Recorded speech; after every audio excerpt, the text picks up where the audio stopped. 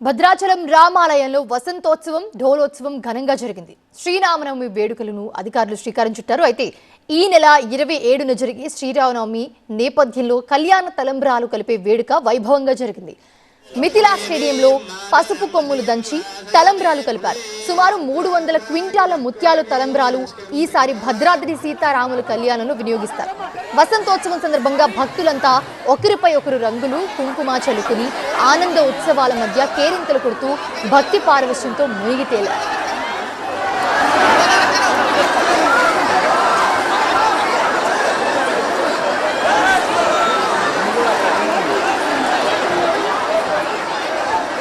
శ్రీరామనవమి నేపథ్యంలో నిర్వహించే వసంతోత్సవంపై మరింత సమాచారాన్ని భద్రాచలం నుంచి సీనియర్ కరెస్పాండెంట్ నారాయణ. భద్రాచలం శ్రీ సీతారామచంద్ర స్వామి యొక్క కళ్యాణ వేడుకలు ప్రారంభమయ్యాయి. ఈ నెల 27వ తేదీన శ్రీరామనవమి సందర్భంగా భద్రాచలంలో ఇదే మిథిలా స్టేడియంలో శ్రీ సీతారాముల కళ్యాణ మహోత్సవం అంగరంగ వైభవంగా జరుగుతుంది.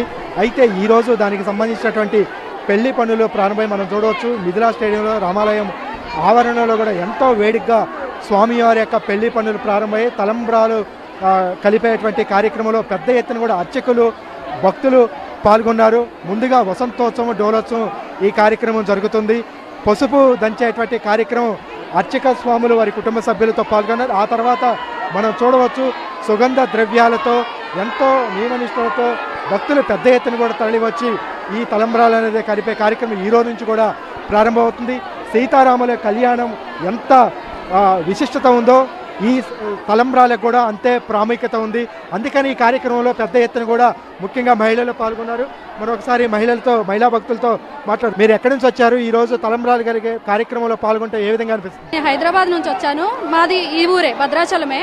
మా స్నేహితులందరితో కలిసి భద్రాచలం రాముల వారి దేవాలయంకి వచ్చి రాముల వారి కళ్యాణానికి సంబంధించి తలంబ్రాలు కలపడానికి హోలీలో ఈ సందర్భంగా అందరం కలిసి సంతోషంగా సెలబ్రేట్ చేసుకున్నందుకు చాలా సంతోషంగా ఉందండి. చాలా హ్యాపీగా ఉంటుందండి. ఎవ్రీ ఇయర్ వస్తూనే ఉంటాం. మేము చాలా హ్యాపీగా ఉంటాం. మేము ప్రతి సంవత్సరం పాదయాత్రతో వస్తాం. అలాగే ఈ సంవత్సరం కూడా వచ్చినామండి.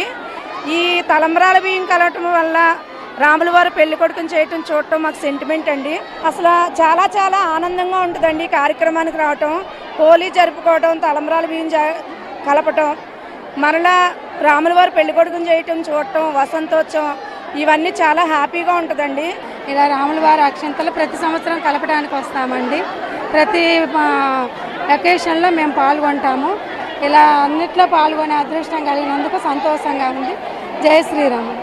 ఈ కోటి తలంబ్రాలకి శ్రీరామచంద్ర మహాప్రభు ఈ సంవత్సరం మాకు ఒడ్లు పండించే భాగ్యం కలిగించారు. ఇవి ఆంధ్రప్రదేశ్ తెలంగాణలో అందరికీ మంచి అందరం కోటి తలంబ్రాలు ఒలిచి మళ్ళీ రాముల వారికి సమర్పించే అవకాశం కల్పించారు. ఇది స్వామివారి యొక్క కళ్యాణ మహోత్సవానికి పెళ్లి పనులు ప్రారంభమయ్యాయి. ముఖ్యంగా తలంబ్రాలకి చాలా విశిష్టత ఉంటుంది. భద్రాచలం స్వామివారి యొక్క కళ్యాణంలో ఉపయోగించేటువంటి తలంబ్రాల కోసం ఎంతోమంది భక్తులు కూడా భక్తి శ్రద్ధలతో వీటిని కూడా కలిపేటువంటి కార్యక్రమంలో పాల్గొన్నారు. డోలోత్సవం వసంతోత్సవం అనేది ప్రతి సంవత్సరం కూడా ఆనందోత్సవాల మధ్య ఈ రామాలయంలో జరుపుకోవటం ఆనవాయితీగా వస్తుంది. ఇదే రోజు తలంబ్రాలు కలిపేటువంటి కార్యక్రమం ఈ వేడుకలోనే శ్రీ సీతారామచంద్ర స్వామి కళ్యాణ మహోత్సవానికి సంబంధించి పెళ్లి పనులు ప్రారంభమవుతాయి. అలాగే శ్రీరాముడు పెళ్లి కొడుకుగా చేసినట్టు కూడా ఈరోజు భావిస్తారు. దానికి సంబంధించినటువంటి వేడుకకి సుదూర ప్రాంతాల నుంచి పెద్ద ఎత్తున కూడా భక్తులు తరలివచ్చారు. ముఖ్యంగా అర్చకులు వాళ్ళ కుటుంబ సభ్యులతో కూడా ఈ కార్యక్రమంలో పాల్గొని అంగరంగ వైభవంగా జరిగింది. కెమెరామెన్ అప్పారాతో నారాయణ, TV9 భద్రాచలం.